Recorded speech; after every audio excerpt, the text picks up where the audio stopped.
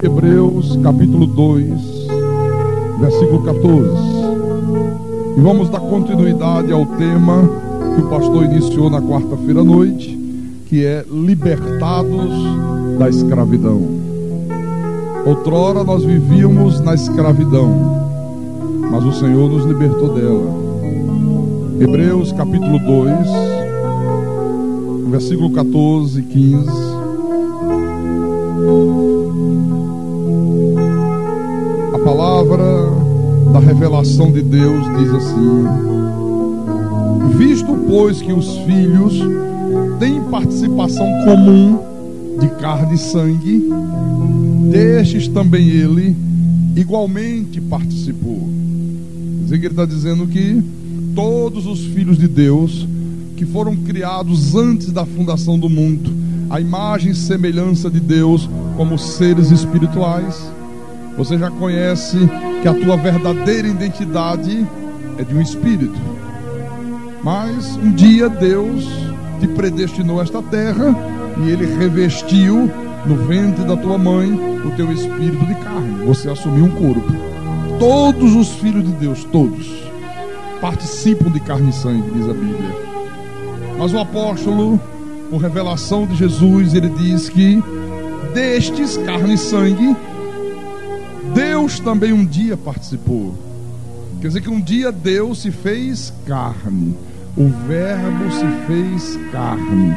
O Deus Todo-Poderoso, o Deus único, o Deus que é Espírito e verdade, também assumiu um corpo no ventre da Virgem Maria.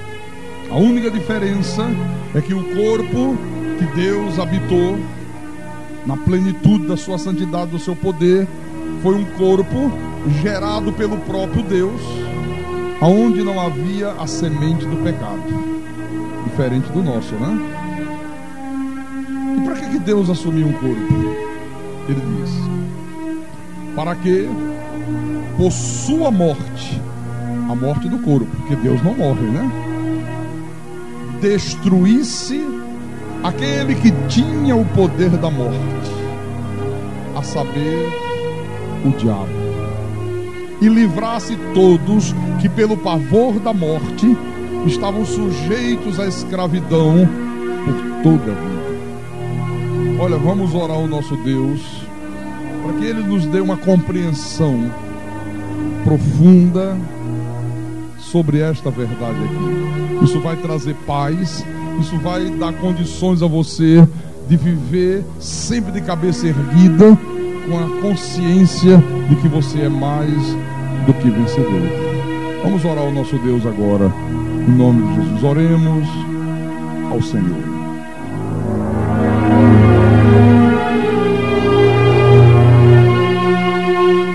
Senhor Jesus Cristo, nosso Deus, nosso Pai, nosso Redentor que vive, como é bom saber, meu Deus, que um dia nós estivemos no concílio eterno, que um dia nós estivemos nos altos céus, quando o Senhor nos criou a tua imagem, a tua semelhança como seres espirituais, e que um dia o Senhor nos predestinou a este mundo, nos revestiu de carne, fez com que nós tomássemos forma humana, e que o Senhor também um dia participou deste mesmo processo. O Senhor assumiu um corpo que foi gerado no ventre da Virgem Maria, um corpo sem a semente do pecado, e o Senhor habitou aquele corpo para que através do sacrifício daquele corpo, daquele ente santo, o Senhor destruísse aquele que tinha o poder da morte, o diabo. E a partir de então, o Senhor livrasse a todos que pelo pavor da morte estavam sujeitos à escravidão por toda a vida. Ah, Santo Deus, fala a tua igreja nesta manhã, ensina ao teu povo, Espírito Santo, tudo aquilo que eu vou explanar deste altar. Dá-me sabedoria, dá-me, meu Deus, discernimento, dá-me conhecimento, Senhor, para que eu saiba explanar a Tua palavra com verdade.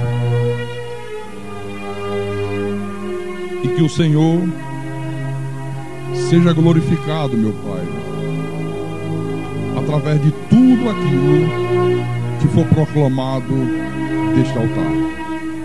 Eu te peço isto em nome de Jesus, em nome do Deus bendito, e que todos que creem digam amém e amém. Diga graças a Deus. Graças a Deus. Meus irmãos, amado de Deus, pedras que vivem, Igreja Santa e Gloriosa do Senhor Jesus Cristo, eu tenho dito aqui reiteradas vezes que a Bíblia Sagrada, que é a palavra de Deus, ela diz que nada é mais prejudicial ao povo de Deus do que a falta de conhecimento. Não há nada que prejudique mais a vida de um eleito de Deus do que a falta do conhecimento dessas verdades sagradas. O profeta Oséias, no capítulo 4, versículo 6, ele diz assim, Deus fala através do profeta, e Deus diz, o meu povo está sendo destruído por causa de trabalho de macumba. Mas é isso que se ouve falar aí fora. Não porque o trabalho de macumba, não porque a inveja, não porque o olho grande, não porque o diabo, não porque Satanás, não porque os demônios. Não, não, não. O meu povo está sendo destruído porque lhe falta conhecimento. Você vê, olha, eu passei toda a minha vida espiritual, irmão, sem conhecer esta verdade aqui que eu acabei de ler. Até 6 anos atrás, quando veio a revelação da graça de Deus para o nosso ministério, olha, eu desconhecia completamente isto aqui. E olha que eu fui um pregador do Ministério da Iniquidade. Eu pregava para 100 mil pessoas reunidas nos estádios de futebol. E eu não conhecia isto aqui. Eu fiquei anos da minha vida no catolicismo, nunca ouvi um padre falar sobre isto aqui. Eu saí do catolicismo, eu saí dos braços da grande meretriz, caí nos braços de uma das filhas da grande meretriz, nunca ouvi um pregador na Seita Universal falar sobre isso aqui. Nunca. 12 anos, irmãos, dentro de um movimento religioso, com Bíblia na mão, sem nunca ouvir falar sobre essas verdades aqui. Às vezes eu ligava o rádio para ouvir pastores de outras denominações. Olha, nunca ouvi um pastor falar sobre isso aqui, nem no rádio, nem na televisão. Nunca li um livro que eu trouxesse alguma referência a isso aqui. Pelo contrário, hoje eu posso afirmar para você com absoluta segurança que o sistema religioso que está implantado, ele sempre procurou colocar na cabeça das pessoas uma imagem de um diabo forte, de um diabo ativo, de um diabo poderoso, de um diabo que faz, de um diabo que acontece, a ponto, irmão, da maioria do povo de Deus dizer que o diabo é o príncipe deste mundo. Pergunte aí fora, quando você encontrar com os irmãos da lei, pergunte assim, irmão, quem é o príncipe deste mundo? Olha, a resposta vem na bucha, é o diabo. Mas será que o diabo é o príncipe deste mundo?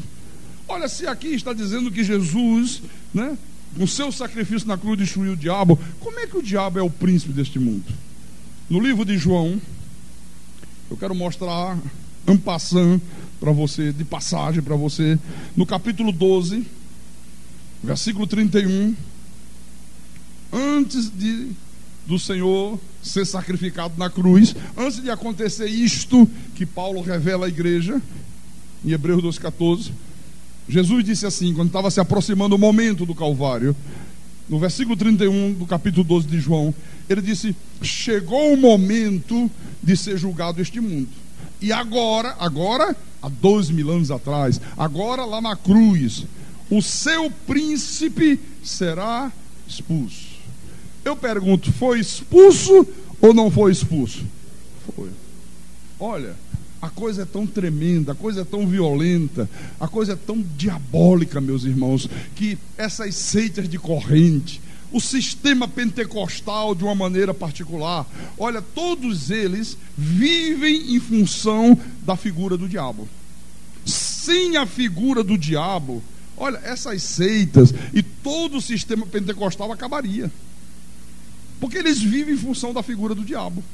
Você vê que as pessoas vão para esses lugares e elas são induzidas a acreditarem que o diabo está agindo na vida delas, que o diabo está agindo na família, que o diabo está colocando doença, que o diabo está fechando porta de emprego, que o diabo está induzindo a pessoa a beber, a fumar, a se prostituir. Quando elas chegam nesses lugares, elas são induzidas a acreditarem que o diabo está ali presente, que o pastor tem poder para amarrar o diabo, e que o diabo se manifesta, e que ele manda sair da vida da pessoa, e o diabo sai. Olha, todo sistema religioso que não tem o conhecimento da graça de Deus, de uma maneira particular, o sistema pentecostal e essas seitas diabólicas de corrente, eles são movidos pela imagem do diabo. Se tirar esta figurinha do diabo, olha, todo esse sistema religioso aí acabaria. Então, na realidade, o que nós assistimos no mundo é nada mais, nada menos do que o cumprimento daquilo que o apóstolo São Paulo predisse há quase 2000 anos atrás também. O que é que Paulo predisse, pastor? Vamos ver isso em Atos dos Apóstolos. Atos capítulo 20. Versículo 29. Toda igreja encontrou. Veja a predição de Paulo.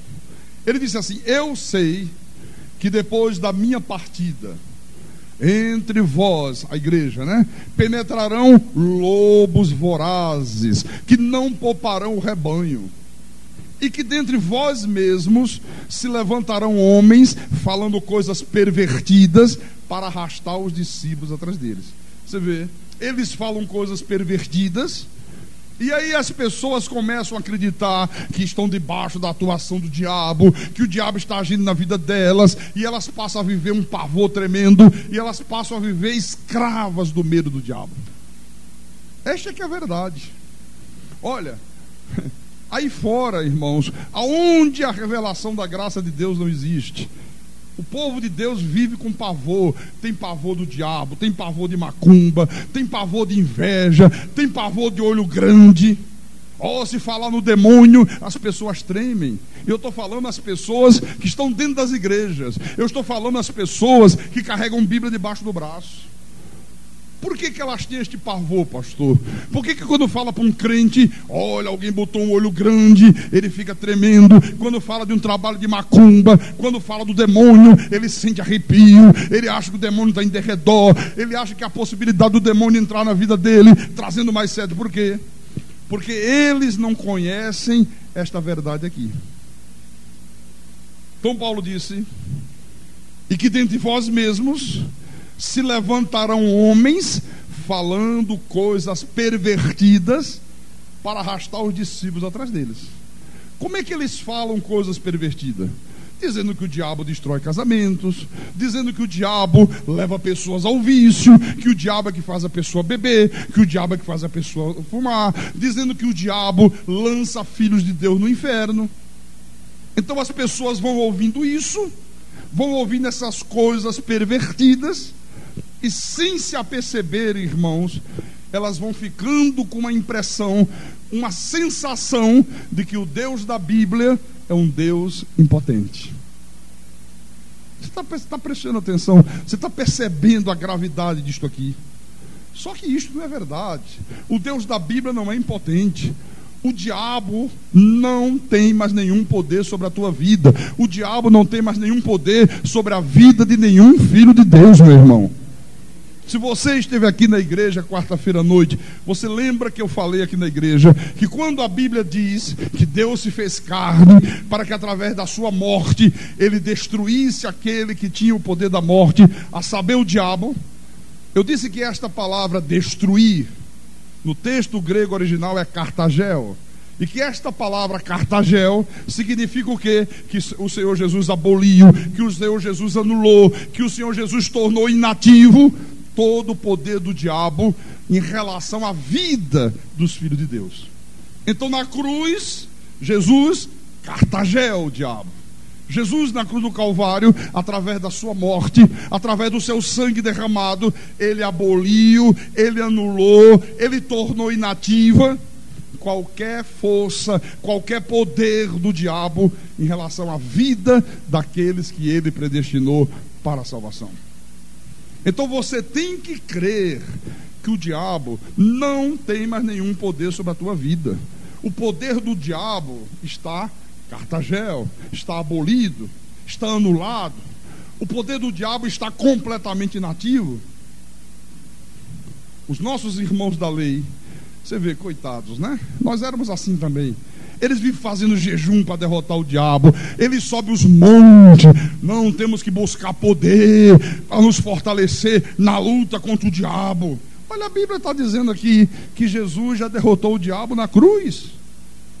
Como é que eu vou querer derrotar uma pessoa que já foi derrotada? Como é que eu vou querer lutar contra alguém que a Bíblia diz está inativo? Está anulado completamente em relação à minha vida. Agora, você sabe por quê? Que o povo de Deus, irmãos, tem sido perversamente enganado por esses homens que Paulo diz, se levantarão dentre vós mesmos, no seio da igreja, no meio do povo de Deus, falando coisas pervertidas. Porque o povo de Deus perdeu o hábito de vigiar. Se o povo de Deus vigiasse, e se o povo de Deus tivesse conhecimento, não seria enganado. Por exemplo, veja o que o apóstolo diz em Hebreus. Vamos à Epístola aos Hebreus, capítulo 13, versículo 9. Olha a importância de vigiar, de estar alerta, olho vivo, diz o apóstolo. Então ele diz assim, no versículo 9: não vos deixeis envolver por doutrinas várias estranhas, porquanto o que vale é estar o coração confirmado com graça, e não com alimentos, pois nunca tiveram proveito os que com isso se preocuparam. Olha, não vos deixeis envolver por doutrinas várias estranhas. Irmãos, quantas doutrinas estranhas têm envolvido o povo de Deus? Isto ao longo da história da igreja, isto ao longo dos séculos. Eu vou falar das últimas, corrente de libertação. É uma doutrina muito estranha. Culto de quebra da maldição. A Bíblia diz que Jesus já quebrou toda a maldição na cruz do Calvário, meu irmão. Olha, cair pelo poder de Deus. A pessoa diz que cai pelo poder de Deus. A pessoa levanta, aí o pregador estende a mão assim, a pessoa te bufa no chão. Oh, caiu pelo poder de Deus. Que caiu pelo poder de Deus? Coisa nenhuma. Marchar para Jesus. De repente aí a igreja diz, não, aqui tem a unção da marcha. Aí lá para as tantas começa todo mundo a marchar. O que é isso? Não é a unção da marcha, é o Espírito de Deus que está fazendo as pessoas marcharem. A unção do riso. Já ouviu falar disso? Chega uma hora, é engraçado, mas é verdade isso, é engraçado, mas é verdade. Chega uma hora, o pregador diz, irmãos, o Espírito de Deus está aqui agora, e Ele vai se manifestar. Ele trouxe para essa igreja a unção do riso. Aí começa todo mundo a rir de não se controlar mais. Alguém já viu isso em algum lugar aqui? Alguém já teve, já viu, irmã, já viu? É assim como eu estou dizendo, não é? E todo mundo ri. E um olha para o outro e ri. Ninguém consegue parar. Diz que é a unção do riso. Então Paulo disse, olha, não vos deixeis envolver por essas doutrinas várias estranhas. Ele está dizendo aqui que o que vale é o coração estar confirmado com graça. Uma pessoa que tem o seu coração confirmado com a graça de Deus, irmãos, ela não aceita mais essas mentiras do diabo. Você vê quantas mentiras o diabo tem lançado sobre o povo de Deus. Que o diabo é o príncipe deste mundo. Isto é uma mentira. Que o demônio pode voltar para a vida da pessoa com mais 7.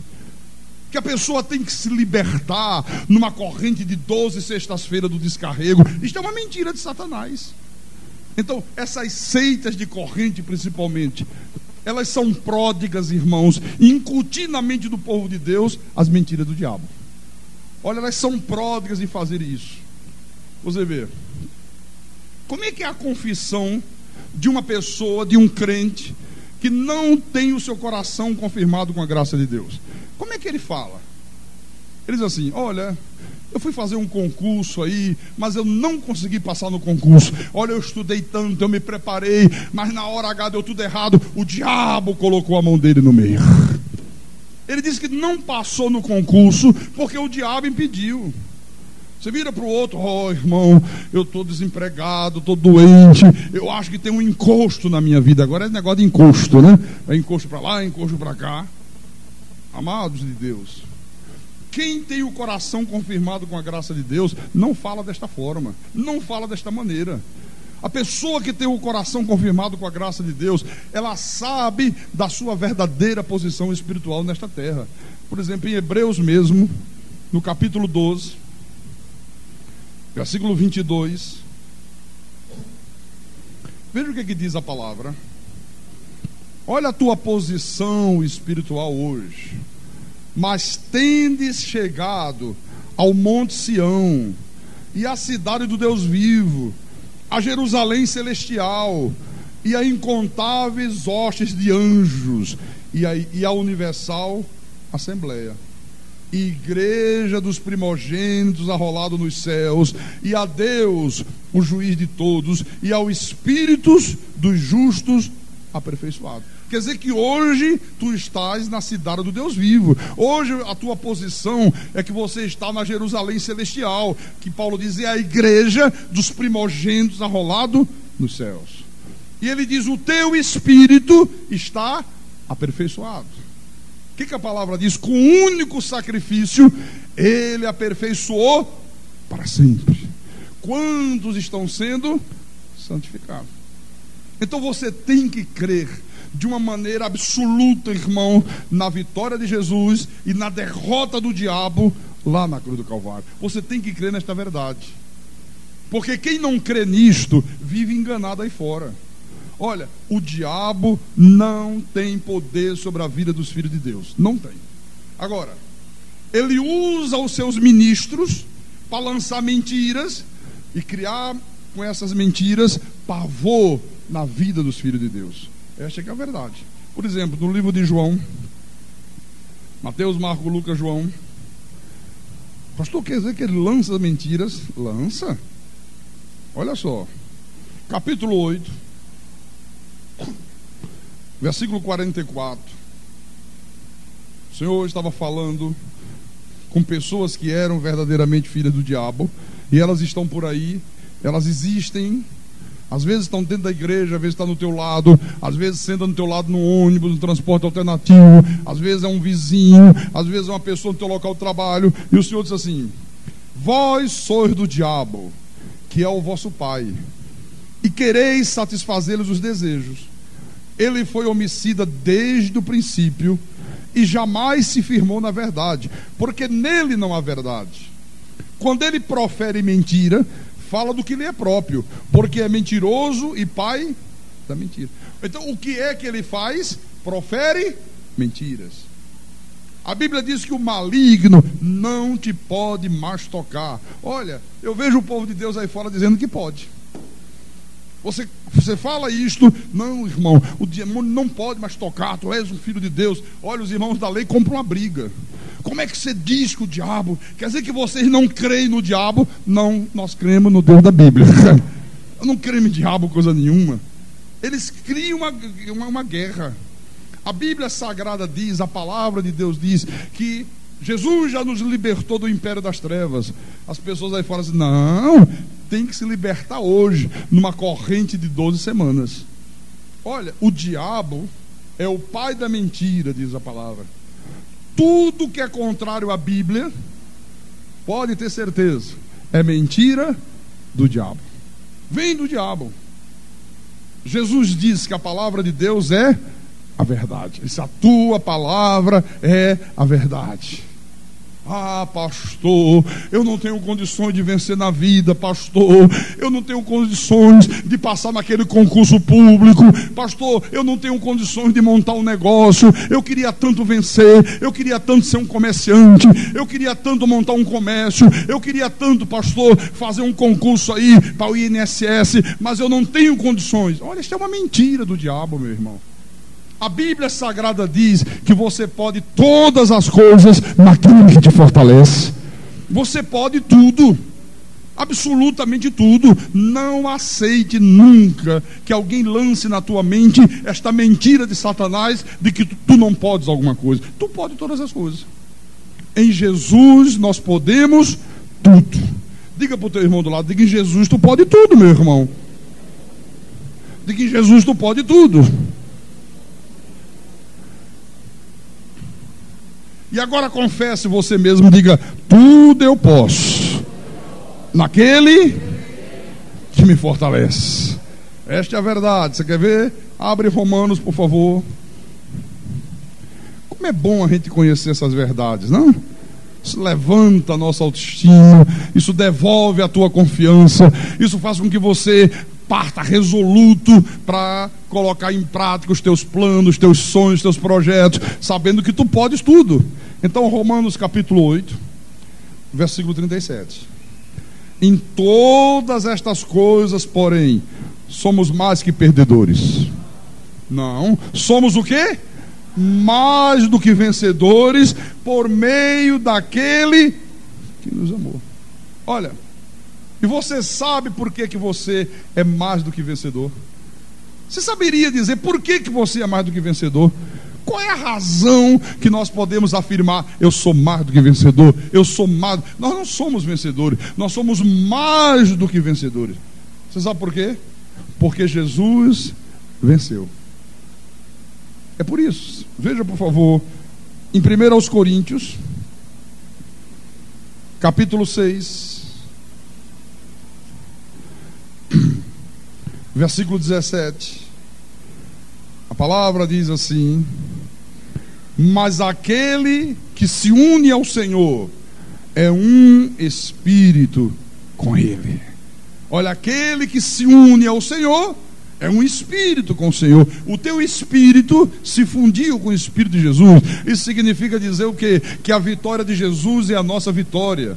O inimigo, ele teve o seu poder cartagel, ele teve o seu poder abolido, ele teve o seu poder anulado, ele teve o seu poder tornado inativo pelo nosso Deus. Então a verdade da Bíblia, irmãos, é que Jesus venceu. E por ele ter vencido, todos os filhos de Deus se tornaram mais do que vencedores. Diga graças a Deus. Aleluia. Você crê verdadeiramente nisto aqui? Olha, toda pessoa salva, ela é um espírito com o Senhor.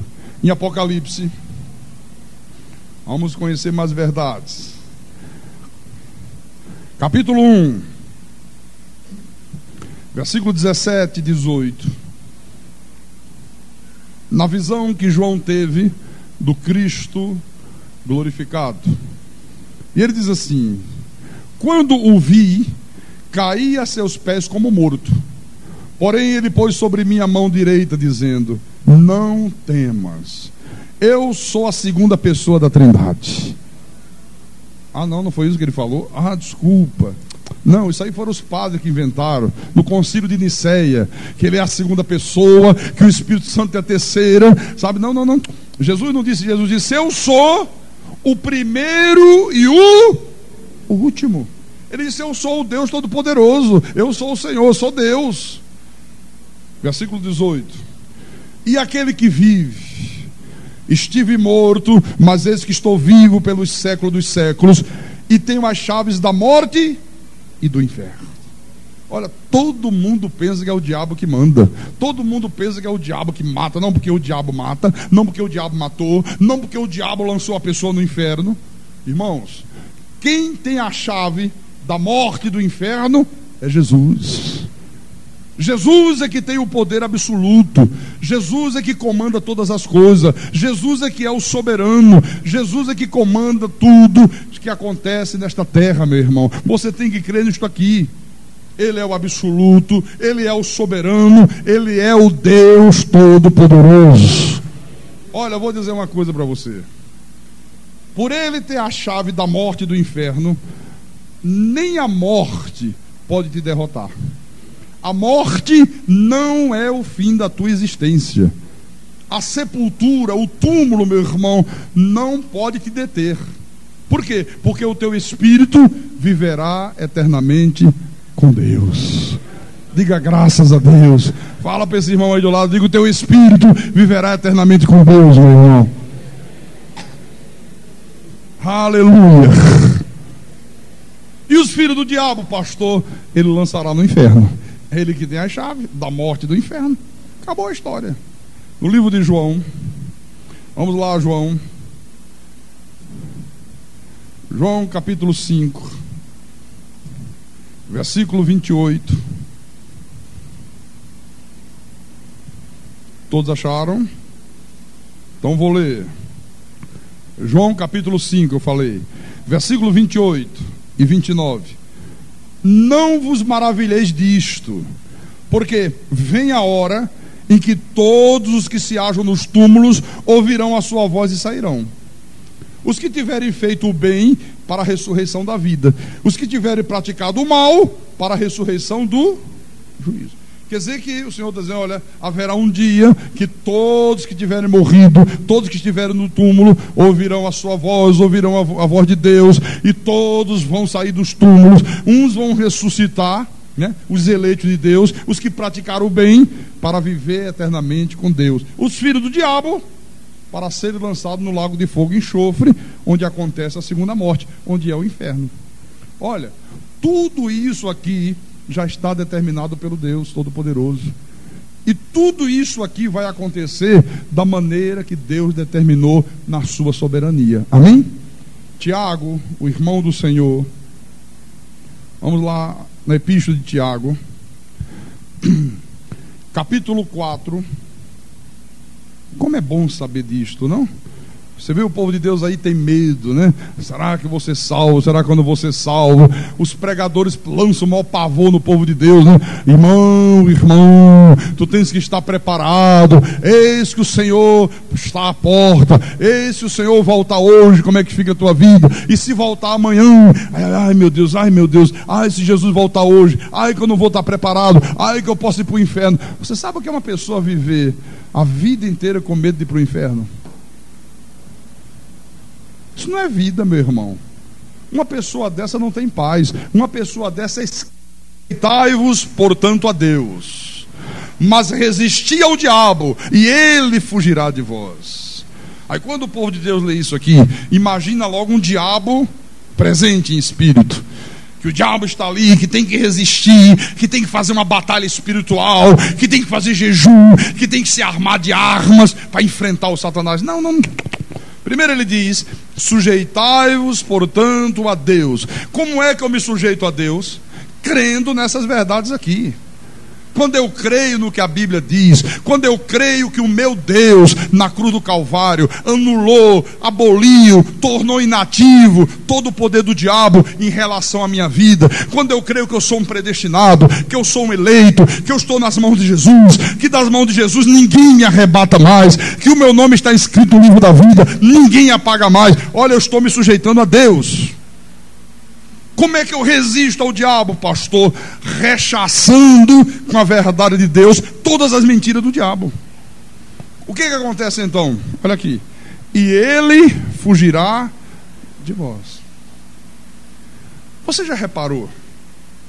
Quando vem alguém lá fora e tenta assediar você com um falso evangelho, e tenta assediar você que já tem o teu coração confirmado com graça, querendo induzir você a colocar a tua fé em objetos, a colocar a tua fé em coisa, a deixar de crer no Criador para crer nas criaturas, a colocar a tua fé numa rosa, num copo com água, num saquinho de sal, num galho de arruda, e você rechaça com a verdade da palavra de Deus. Você já observou que aquela pessoa foge, nunca mais ela volta? Quando você rechaça com a palavra. Olha, é isto que Tiago está dizendo aqui. O povo de Deus, irmãos, faz justamente o contrário. Não se sujeita a Deus. Você mostra essas verdades, ele diz assim: não, tudo bem, está na Bíblia, mas não é bem assim.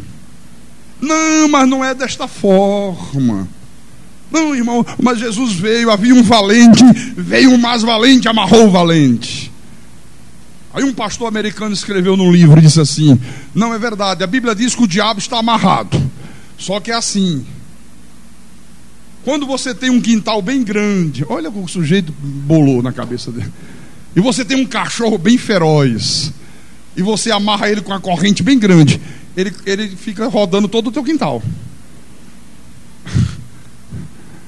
Foi a mesma coisa que Jesus fez com o diabo. Amarrou o diabo, mas com uma corrente bem grande. Ele está aí rodando pelo mundo. Oh, Deus do céu, como é que é possível isso aqui, irmãos?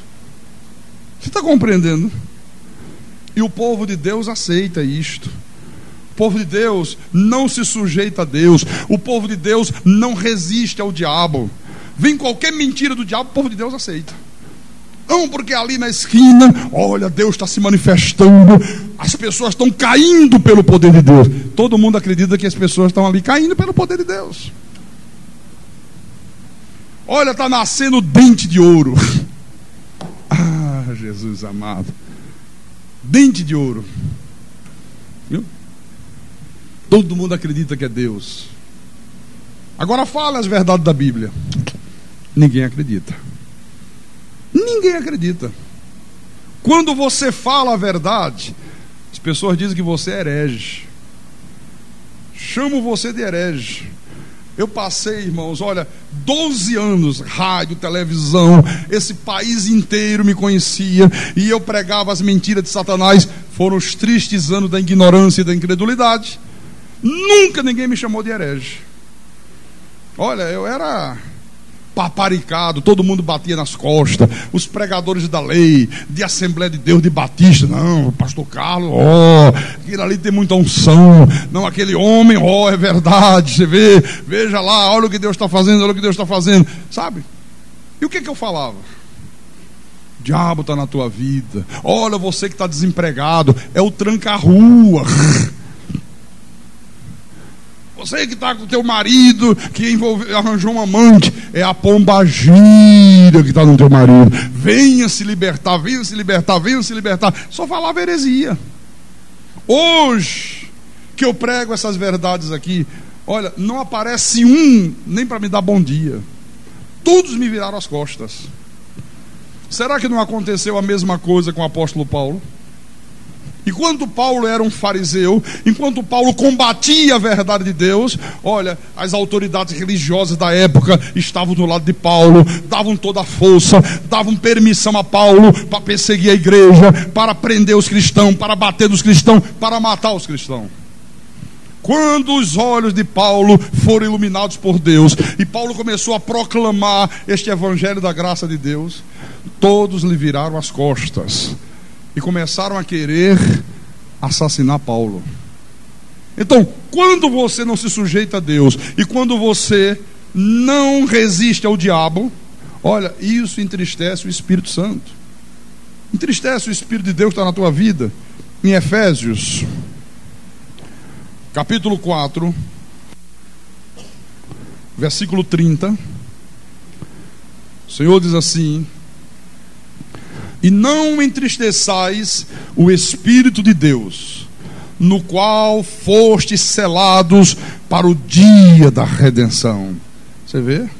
Olha, quando você acha que o diabo pode te tocar, quando você começa a acreditar que o diabo pode interferir na tua vida, que o diabo pode colocar uma empresa tua na falência, quando você começa a achar que o diabo pode levar o teu filho a fumar maconha, a cheirar cocaína, a beber, que é o diabo que está fazendo isso, é o diabo que está fazendo aquilo, você está entristecendo o Espírito de Deus.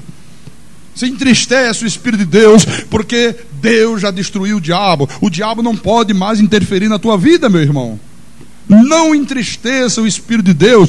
É que o povo de Deus mais tem feito aí fora. No versículo 27, ele diz assim: nem deis lugar ao diabo. Aí os pastores pegam este versículo aqui e eles começam a ensinar a igreja: olha, irmão, você hoje é um salvo, você é um crente, Jesus já te salvou, Jesus já te libertou, mas se você der bobeira, se você der lugar ao diabo, aí ele volta com mais 7 e entra na tua vida. Não. Dar lugar ao diabo é você praticar as coisas que são próprias do diabo. É isso que ele está mostrando aqui. Basta ler o contexto. Nem deixe lugar ao diabo, ou seja, não pratique as coisas que são próprias do diabo. Não faça as coisas que têm origem no diabo. Por exemplo, aqui no versículo 25, acompanha aí, por favor. Por isso, deixando a mentira, fale cada um a verdade com seu próximo, porque somos membros um dos outros. Olha, o que Jesus disse lá em João 8,44? O diabo é mentiroso e ele é pai da mentira. Quer dizer, a pessoa que mente, ela está dando lugar ao diabo. Coisa triste é você ver um filho de Deus, um crente, dando lugar ao diabo com mentiras. Não pode, você está dando lugar ao diabo. No versículo 26, irai-vos e não pequeis, não se ponha ao sol sobre a vossa ira. Tem gente que se ira, peca, dorme, acorda no outro dia irada, passa 2 dias, 1 semana, 1 mês, 2 meses, 3 meses, está dando lugar ao diabo. Às vezes um desentendimento entre marido e mulher, e às vezes os 2 crentes, os 2 dentro da igreja, aí de repente por um problema qualquer, aí tem aquela ira momentânea, que é natural, mas a Bíblia diz, irai-vos e não pequeis. Aquela ira normal, aquela indignação justa, né? Nós somos de carne, mas que não nos leva a pecar, não nos leva a ofender a pessoa, não nos leva a maltratar ninguém. Esse mesmo assim, mesmo com esta ira santa, não se põe ao sol sobre a vossa ira. Ou seja, se irou, conserta tudo daqui a pouquinho, não deixa isso passar para o dia seguinte. Teve um desentendimento, olha, chega de noite, faz as pazes, acerta os ponteiros do relógio, porque amanhã é um outro dia. Tem gente que briga hoje, se desentende hoje, olha, daqui a 1 mês, e aí, como é que estão as coisas? Ah, pastor, ele continua dormindo na sala. 30 dias que eu durmo de calça jeans, pastor. Não dou chance para ele. Ah, é? Aí vai dar chance para outra lá na rua, né? Muito bem. Aí depois não diga que a cigana enganou. Viu? Não, está errado, meu irmão. Olha, está dando lugar ao diabo. Isso é que é dar lugar ao diabo. Versículo 28. Aquele que furtava, não furte mais. Antes, trabalhe fazendo com as próprias mãos o que é bom, para que tenha com que acudir ao necessitado. Quer dizer que furtar é dar lugar ao diabo. Versículo 29. Não saia da vossa boca nenhuma palavra torpe, e sim unicamente a que for boa para edificação, conforme a necessidade, e assim transmita graça aos que ouvem. Olha, palavra torpe não é apenas palavrão, não é apenas a pessoa ficar contando piadas indecentes. Não, aqui nesse contexto é todo e qualquer ensinamento contrário à Bíblia. Então, olha, não saia da tua boca nenhum ensinamento contrário à verdade de Deus. Contrário, se você deixar sair, você está dando lugar ao diabo. Amém? Pensava que a igreja ia responder um amém? Versículo 31. Longe de vós toda amargura e cólera e ira. Aqui a ira pecaminosa, né? E gritaria, e blasfêmias, e bem assim, toda malícia. Olha, quando você vê um crente começar a viver essas coisas aqui, olha, está dando lugar ao diabo. Não pode. Deus não permite isto. Então, irmãos, não há nenhuma possibilidade do diabo agir na tua família, não há nenhuma possibilidade do diabo agir nos teus negócios, do diabo agir no teu dinheiro, na tua vida financeira, do diabo interferir na tua saúde. O diabo não pode interferir em absolutamente nada da nossa vida. Amém? Então você tem que crer que Deus é que é o Senhor da tua vida, meu irmão. Não é o diabo que é o Senhor da tua vida. Você tem que crer que você hoje está nas mãos de Jesus, e que das mãos de Jesus ninguém pode mais te arrebatar. O Deus Todo-Poderoso é que pode todas as coisas, irmãos. Olha, o Deus Todo-Poderoso, Ele é que faz o que quer, no dia que quer, da maneira que quer, na hora que quer e na vida de quem Ele quer. Não tem diabo nenhum nessa história aqui. Volte lá em Efésios. Volte lá em Efésios, não, vira uma página em Efésios. Capítulo 6, versículo 16. Olha o que diz aqui. embraçando sempre o escudo da fé, com o qual podereis apagar todos os dardos inflamados do maligno. Quer dizer que quando o dardo inflamado do maligno vem, você tem que embraçar o quê? O escudo da fé. Às vezes esse dardo vem de lá, dizendo que o diabo está na tua vida. Olha, apague esse dardo, meu irmão, embraçando o escudo da fé, usando a tua confissão e dizendo: não, Senhor, na cruz do Calvário, Jesus anulou, Jesus aboliu, Jesus tornou inativo todo e qualquer poder do inimigo contra a minha vida. Isto é embraçar o escudo da fé, isto é apagar o dardo inflamado do maligno. É dessa maneira que se apaga. Às vezes, esse dardo inflamado do maligno vem pela boca de um médico. A pessoa faz um exame e aí de repente o médico diz: olha, você está com câncer, você só tem 3 meses de vida. O médico falou isso para a dona Líris lá em Fortaleza. A senhora só tem 3 meses de vida. Ela disse assim: doutor, o negócio é o seguinte, veja só, deixa eu falar uma verdade para o senhor. Só Deus determina o dia da minha morte. Não adianta só dizer que é 3 meses, que só Deus determina isso. Só Deus tem o poder de tirar a minha vida. E se não for da vontade de Deus, não vai ser este câncer aqui que vai me vencer. Olha que ousadia, olha que coragem, olha que confiança. Olha, ela embraçou o quê? O escudo da fé. Começou a fazer quimioterapia. De repente, o resultado surpreendeu os médicos. Os médicos disseram: caramba, estamos surpresos com o resultado. Bom, já que o resultado foi bom, vamos fazer uma cirurgia. Vamos tentar fazer uma cirurgia, mas nós queremos dizer para a senhora que a cirurgia é de alto risco. A senhora pode até morrer na hora da cirurgia. Outra vez ela embraçou o escudo da fé e disse: doutor, fique tranquilo. Pode ficar absolutamente tranquilo, vai correr tudo bem, Deus está no controle de tudo. Chegou no dia de fazer a cirurgia, o senhor Arnaldo está aqui, o marido dela está ali. Dona Líris foi para o hospital, irmãos, fazer uma cirurgia grande, de alto risco. Toda bem vestida, toda ornamentada, se penteou, se maquiou, pintou as unhas. Quando chegou na sala de cirurgia, a anestesista disse: mas a senhora pintou as unhas para se operar? Pintei. Ah, tem que tirar tudo aqui. Aí o médico disse: não, tira só um esmalte, só de uma. Que é para o anestesista ficar observando, né?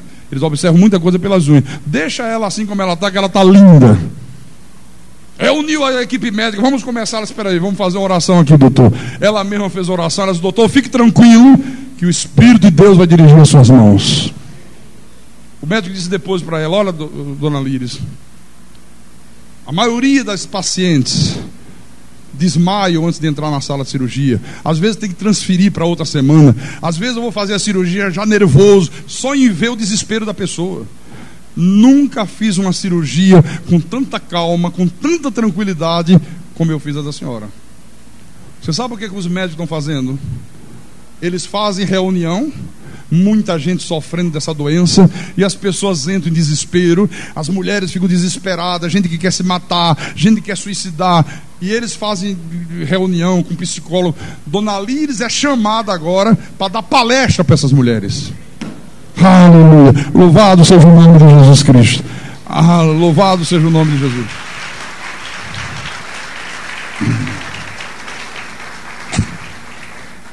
Olha, irmãos, é assim que se apaga todos os dardos inflamados do maligno. Se você não embraçar o escudo da fé, se você na hora da dificuldade, na hora da luta, na hora que vem um dardo violento de lá, você não embraçar o escudo da fé, olha, o dardo penetra, vai queimando e a coisa fica preta. Olha, mas fica muito preta mesmo, não fica pouco não, viu? Leia por favor Isaías. Vamos lá ao Velho Testamento. Isaías capítulo 43, versículo 2. Diz assim a palavra. Isso é Deus falando para você: quando passares pelas águas, eu não serei contigo. Eu não entro em água. Eu sou um Deus que não gosta de água. Meu negócio é no céu, no trono. Aí nas águas você está frito. É isso que Deus está falando? Não. Eu disse, olha, eu sou onipresente, eu estou em todos os lugares ao mesmo tempo. Quando passares pelas águas, eu serei contigo. Quando pelos rios, eles não te submergirão. Quando passares pelo fogo, não te queimarás, nem a chama arderá em ti. O que Deus está dizendo aqui? Deus está dizendo, olha, pode vir a luta que vier, pode surgir a dificuldade que surgir, pode se levantar, o inimigo que se levantar, eu serei contigo.